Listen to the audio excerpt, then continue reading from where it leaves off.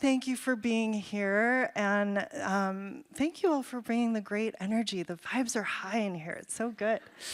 I think a lot of you know my own caregiving journey has been through many seasons, and most recently, my mother-in-law, we moved her from Indiana to Chicago so we could be more involved in her caregiving in January. And we were excited to spend more time with her. And then in the beginning of the summer, she had a series of very bad falls and broke her spine in 2 places. It was horizontal for 6 weeks. And then we were in and out of hospitals and rehabs, and every step toward healing, there would be another fall when we least expected it. And so it's been really difficult. And then the good days have been so extraordinary and so joyful, like a joy I've never experienced. And it just made me see how joy and the struggles of caregiving are just 2 sides of the same care coin, so to speak. And so I want to dive in with all of you around your journeys as caregivers and in this conversation about care. And I was wondering if I could start with you, Brandee, to just share a bit about your caregiving journey and if there are any milestone or defining moments that come to mind for you. Yes. Hey everyone, how y'all doing? I was just thinking about my mommy because she is so sad that I'm here, but also so happy because she's gotten spoiled with me being with her every day. So my mom, Dinah Harrington, she has multiple sclerosis, she has Alzheimer's, and she's paraplegic. So we've had a tough journey ahead. When it first started, I took on the caregiving journey when Mama had a fall. I was on tour, and then I heard Mom had a fall, and she has to go into a nursing and rehabilitation center. My heart dropped because the one thing I'd promised my mom as a little girl was that I'd never put you in one of those places, that I would always take care of you. And then that happened on her birthday. So we spent about 1.5 years, almost 2 years there with her trying to heal. And then me also realizing that no one's gonna care for my mother the way I could. I felt like I was either gonna be in jail or hell if I kept her where she was. And so I cased out the place. And so me and my best friend, Sasha, I would send videos back to LA to the Sherman Oaks Medical Supply and say, well, this is how they bathe her. Do you have something equivalent? This is how, they're feeding her. Where do you have the equipment to lift her, the Hoyer lift? So once I did all that research, I snuck my mom out of that nursing home one night at about, literally at midnight. I didn't even check out in the front. I just ran with my mother. So it's been beautiful, but it's been rough. And so the defining moment for me was getting her out of that home on December 21st, 2016. And then the most beautiful part was her saying to me that she understood, because I asked her, I said, Mama, do you think I love you? Do you know I care for you? She said, yeah. I said, how? And she said, because of how you care for me. And so that was the most, I still remember that, and little Brandee still asks her that often, because I want to make sure she's happy. I want to make sure, I can't control the MS and the Alzheimer's in her arms, losing their ability, but I can control how I treat her and trying to give her the best life that I can. So that's the defining moment for me. Beautiful. I'm coming to you next, Maria. Okay. My caregiving story has many layers. So I was born disabled, and as a child received paid caregiving support via Medicaid. And in the mid-90s, kind of precursor to the moment we're seeing today, my Medicaid was taken away. An evaluator in a redetermination literally said I was too smart to need these services anymore. And so I lost access to physical therapy, occupational therapy, to direct supports.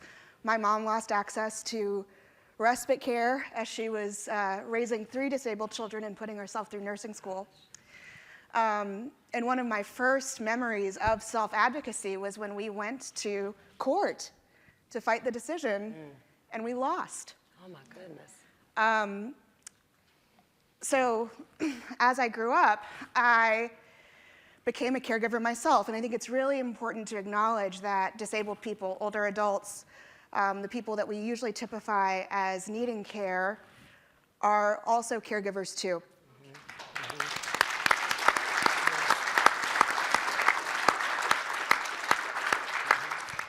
A few years ago, my dad experienced liver failure, and he became very, very sick very, very fast. And even though we live in different states, I became his primary caregiver. And it was an interesting journey because we were both very disabled. And honestly, we wouldn't have made it without someone else, my wife, who was there to support us. But in caring for my dad, I was worried that the ableism I experienced by his medical providers would impact the care he received, which is deeply unfair to all of us. But together, my dad is now doing so well. He received a new liver. Yes. But even still, I'm still his caregiver, and I'll go home for Thanksgiving and make sure that he's signed up to receive Social Security and help him manage all of his care. And most recently, being in the disability community, we are all constantly caring for one another and interdependent with one another. So I also provide support for a friend. Sometimes that's preparing meals for her. Sometimes it's reminding her to brush her teeth, but other times it's helping her go to the doctor, or literally calling a utility provider to figure out how to get her internet connected. And I'm sharing all of these examples with you to highlight the diversity within care itself. Right. And there are all ways that we are all caring for one another, whether or not we think of ourselves as caregivers. Beautiful. Coming to you, Chris. I mean, that's so beautifully put, Maria, because that really is the case, that many of us are doing it and don't realize. This is somewhat awkward for me because I usually tell other people's stories rather than my own. It's something I don't do often at all. But I think I share something in common with many of us, maybe not in this room, but many of us in the country, which is that I went into the caregiving project and didn't see myself as a caregiver at all. And it was only in the course of that project and appreciating the breadth of care, the many different forms that care took, the needs that two of my children have, that made me realize, and I think also my wife realized, just what we were doing and what we were involved in. And that care can be profound. In the case of one of my children, for example, they went from being unable to speak and unable to walk for various reasons to now being in first year of college. And that really is, it wasn't so much a kind of a medical breakthrough as the care that enabled that to happen. And that was profoundly eye-opening for me. Beautiful. Brandee, when I see your art, I see the caregiver in you emanating through, and I'm just wondering how becoming a caregiver has shaped you as a person and also you as an artist. As a person, it has taught me patience. It has taught me grace. I think everyone in this room, if we said, give us a story, we all have one. And so I think that before caregiving, I was a little selfish, a lot selfish. And so now I'll see someone and, even if the interaction isn't pleasant, my mind now will go, I don't know what could have happened to them before they walked out of the room. Because the same thing could happen to me. You may see me smiling on a red carpet, but you don't know that, the caregiver showed up late that day, or, oh my God, I realized mom has a UTI. Like all the things that are in my head happening, but I'm smiling. So I try to remember that for others now of, anything could be happening in their life, and just give people grace. And as far as it's shaped me with my art, caregiving, as y'all know, is the hardest thing that any of us could do. And I feel like if I can do that, I can do anything. And so it's inspiring. And that was my prayer too. Like, please let me be able to, my first prayer was to be able to care for my mother and then do what I love. And so I have that now, and so I just try to not take it for granted that when the jobs don't come, you know what, the blessing is that I'm able to spend more time with mama. And so even in this space now, that's why she mad I'm here, you know, that I have this time with my mom, and we know that, you know, I can get another job, but I can't get another mom. And so these times are so priceless to me. Beautiful. Yes. Maria, our movement lost a beacon this weekend. Alice Wong, disabled writer, activist, and friend to many of us in this room, passed away over the weekend. And she once said, disability is not a brave struggle or courage in the face of adversity. Disability is an art. It's an ingenious way to live. I think of care similarly. It is an art, it is ingenious. And I'm curious, in your journey, Maria, as a disabled person and as a caregiver, what have you learned about what it looks like to support the art and genius of disability and care?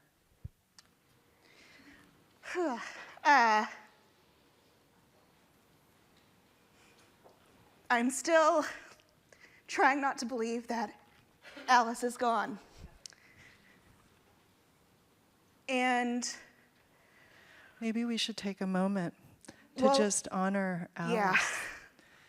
Can we just take a few breaths together and breathe Alice into this room?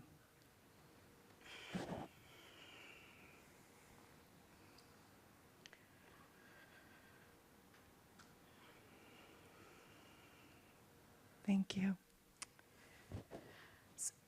So, in one of her last public events, Alice spoke about institutions.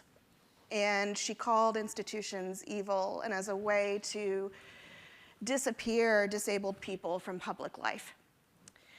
And, you know, for me,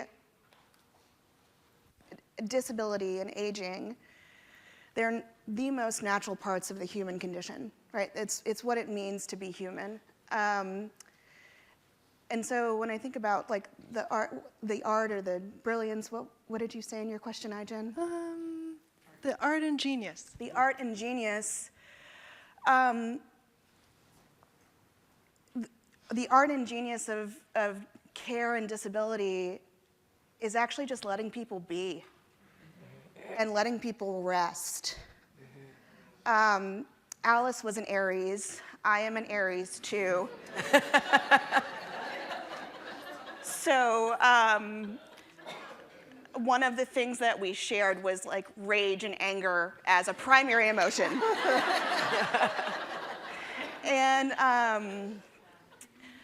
I think in the disability community, many people, the dominant kind of social experience for us is people looking at us like, how do you exist?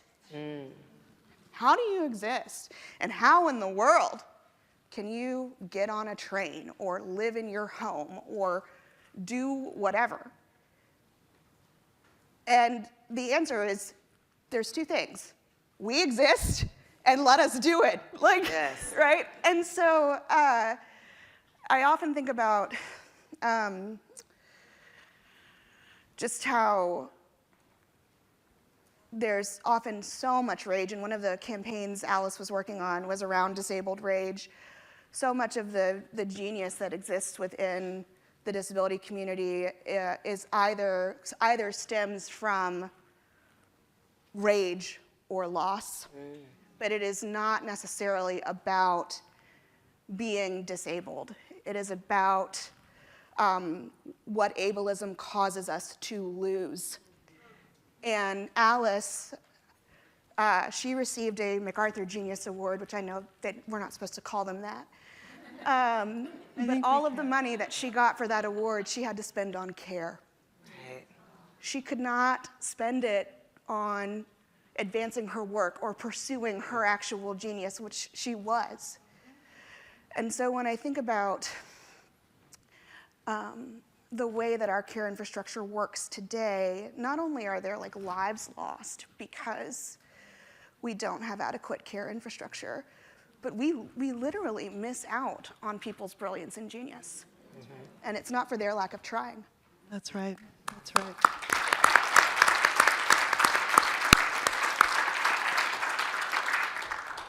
Chris, you set out to tell the story of caregiving in our country, which is no big deal.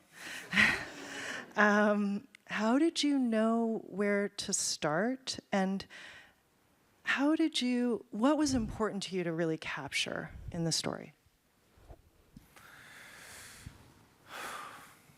It was probably one of the most challenging projects I've ever taken on, and ended up being by far the most rewarding. And I say that not just for me personally, but for the conversations it sparked, because we really saw it as a film that was about convening people, a film about bringing people together with a purpose to raise awareness about the issues, and then to think about change. And I think there were two things that that I didn't understand going in, that became immensely meaningful for me on the journey. And the first, and you said something very simple in your question, which was the story of care. And we really didn't know how to do that. But we did have an instinct that we wanted to tell the history of care, because it felt like in this moment today, as we're wrestling with where we need to go, that understanding where we've come from felt very important. And so we looked, when we started out the project, we looked for guidance, for books, for other writings, for other tellings of this story. And there really aren't that many.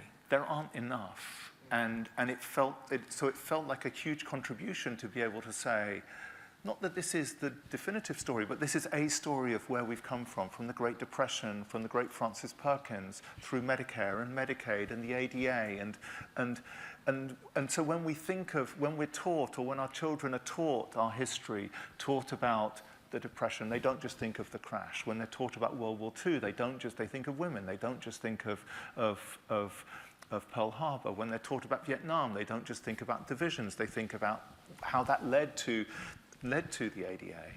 And so we wanted to do this sort of retelling of American history in the hope that it would inspire people to be a part of telling this next chapter. And so that to us was hugely significant, and we really had to craft that as we went along, because it's not in any curriculum, and should be. And then the second is the personal journeys. It really was a journey unlike any other in terms of listening to people, in terms of absorbing the millions, the tens of millions of stories, and trying to distill them and share them. And you mentioned joy and the challenges and the grief, and that absolutely was there. But I'd also point to one other thing that I think came from the sharing of the stories, which was that many people who never thought of themselves as having had an impact or having made a difference, realized that whether it's in their own families, in their communities, in their workplaces, in schools, had become agents of change, had become leaders in their own right. And that, I think, is, in a moment where DC is just so messed up, we know that, and we tried, but weren't quite able yet to push over the line a big federal measure. That sense that people, that communities, that workplaces, that schools can be part of change, and that the people themselves can be part of change in those places, I think was a really great insight for me, and I hope sparks and inspires others to run with that baton. Say just a little more about the response to the film, because it's been out for how long now? So the film came out in June, and we did a big series in primetime on PBS, and then around 20 short films, a constellation of films. And I've done this for many years. Usually you know, if you get a week of attention, 2 weeks of attention, that's a miracle. Usually you're on a homepage and then off very soon. The churn is so intense. But for this, the response has been extraordinary. I've traveled around the country, I've been online, I've been part, for example, of a debate in Canada where they're trying to do what we failed to do and change the federal rules around caregiving and inject massive amounts of money into caregiving. And I hope that they succeed. And I'm doing events through next summer, so it's just astounding. I had no expectation that this would happen. And the response has just been...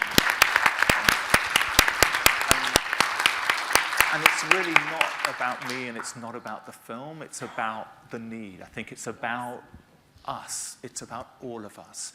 And I know you're doing a Share Your Story program here. We did one with the film, a story wall. And I think Emma Willis, who's speaking tomorrow, is also pushing that. And I think that is profoundly important because there is this silence, this sense of isolation around care. And I think the more we're empowered to share our stories and to say, as you were saying, Maria, this is life. Like, we're here. And then we will be part of the debate. We will be unignorable. Unignorable. Unignorable. I love that word. Brandee, I was thinking about the film and also in your journey and mine, that many of us become caregivers in a time of crisis. And yet we figure out how to show up and find a way forward.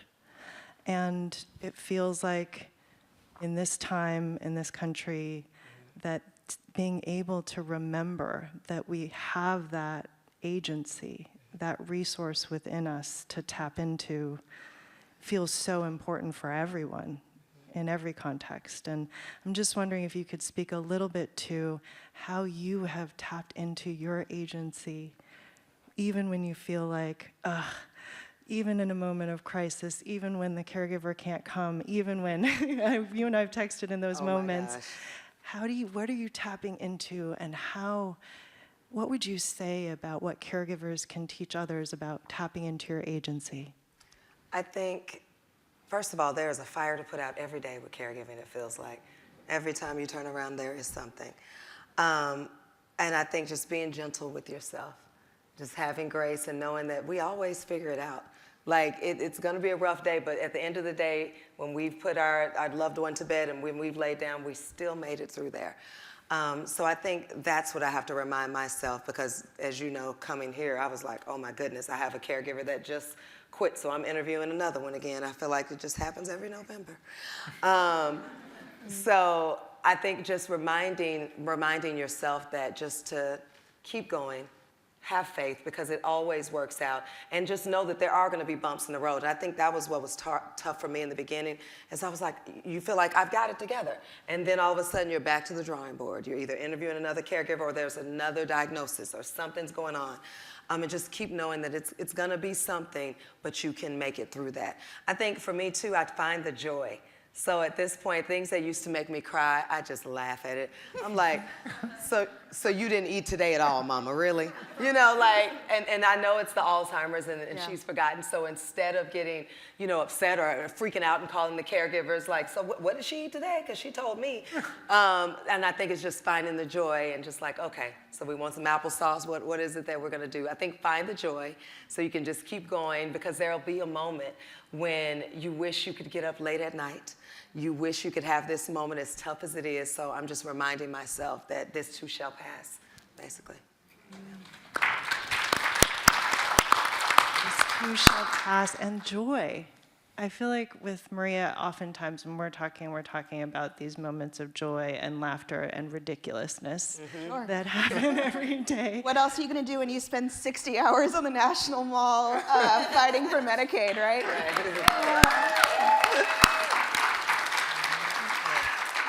What would you say about finding and tapping into the joy in the caregiving experience? Well, part of being in relationship with people means caring for one another. Like, it's a part of the deal. And, you know, we're highlighting relationships where there is a very explicit, tangible need, right? But in reality, if we're friends, we're caring for one another, right? And we are supporting each other through crisis. And my grandfather had Alzheimer's disease, and he was diagnosed a long time ago, before we knew much more than we knew now. And I remember one time he was staying with us, and he asked my mom, Marcia, is this a 4-star hotel? Yeah. And We're at a hotel too. right. And I remember my mom just telling me actually like how good that made her feel, because she was trying to hold it together. And I think anything we can do to kind of find the absurdity in the situation helps us find joy. Because in reality, for those of us who rely on formalized systems of care like Medicaid or direct support workers, we are actually being put into absurd situations because of manufactured scarcity and precarity. And we have to, in those situations, realize that there may be a crisis, right? My dad's liver may be failing and he might be about to die. Your mother-in-law's fallen. But a part of the larger crisis is the fact that our nation, our society, has not invested in these systems that allow families to thrive. Yes. And so one of the things that we can do, not only to tap into our own agency, but to like just resist, I'm gonna quote Alice, to not let the bastards get us down. Is find our joy in whatever that is. And for me, it's often red lipstick and Converse. And, you know, like Jen, I know for you, it's often being in conversation with the people you love. So, yeah. Yes, it's true. And the joy of my mother-in-law now, as a result of everything that's happened, her dementia has advanced considerably. And every day she asks me if my husband and I have married yet. And every day I tell her, yes, we got married. And every day she's so happy. Yes. Right. Yes. She's like, that's wonderful, honey. It really feels wonderful every day. Yes. Chris, what did you see in your travels around the country, spending so much time with caregivers, in terms of agency or joy, that you really want to make visible to the country? I mean, so much. You all put it so well.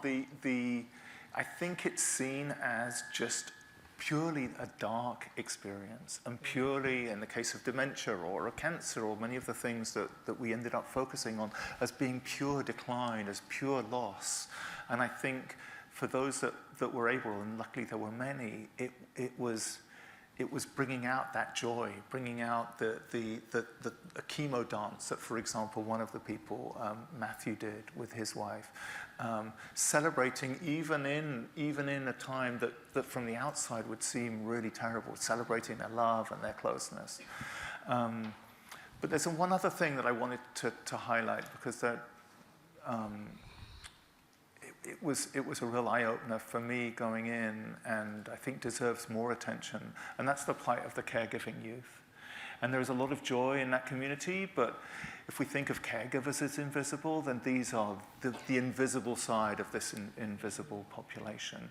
And anything I think that we can do collectively to support them, and we try to through the film and through some short films, to do that, to enlighten schools, to have them see that a student that's facing challenges at school is likely facing challenges at home. Yeah. And what they need is joy, and what they need is support, rather than discipline and punishment and opprobrium. And so it was personally kind of something that made me proud as well, as being able to try and help in a very small way to shine a light on that. How many of you know somebody who is a young person in a caregiving role right now? Okay. So we're here for them. Yes. So in closing, we have 3 minutes, and I would love a minute each from you of a dream or an aspiration for the future of care. And I'm going to start with Chris. Well, I think then just building on that, I think if every school could do what Rhode Island is doing and just ask the question of its middle school students and its high school students. New York, we're here in New York, they're trying to do that. Nudging that over the line, anyone who's a New Yorker helping make that happen. And Massachusetts is trying, but as many states as possible. And each school that does that is going to help thousands and thousands of families over 5 years, 10 years, 15 years, 20 years. So getting schools to just ask the question of their student body, are you caregiving, is just one very simple wish that I have. Maria? I want to see a vision of care where receiving care does not require an individual or their family to diminish themselves and relive their most traumatic moments in order to get the services they need to survive. I want a vision of care where there is not someone saying you are not deserving enough or you are deserving enough, because everyone deserves care. And I want a vision of care that doesn't include segregation, institutionalization, and further stigmatization of disabled people and older adults, because a vision of care is one where all of our humanity is respected.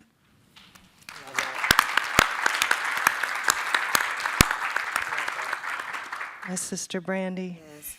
I love that, Maria. Yes, absolutely. But for me, specifically, the first thing that came to mind was access in every state.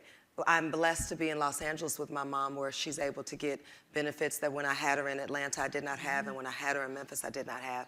So I wish that it was across the board, that you don't have to get your loved one across the country somewhere to figure it out. And specifically for me, I just think about the one thing that's been making her so sad is not to be able to leave the house easily.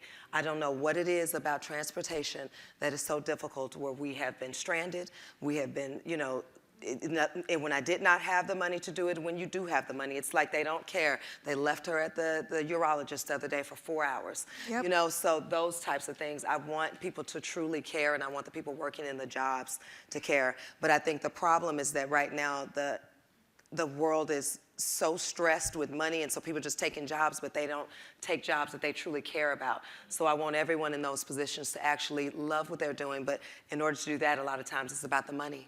So being able to pay them properly so they don't get burnt out, so they can enjoy. Beautiful. Please help me thank this wonderful panel.